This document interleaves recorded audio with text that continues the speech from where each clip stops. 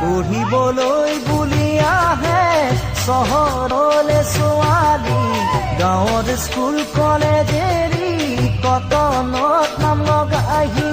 পঢ়িবলৈ বুলি আহে চহৰলে ছোৱালী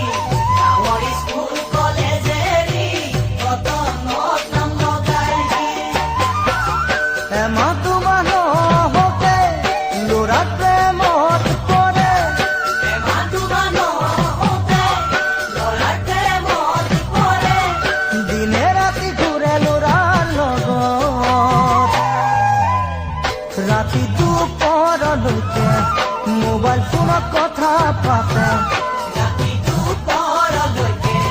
মোবাইল ফোনত কথা পাতে নাভাবে অকণো নিজৰ কথা।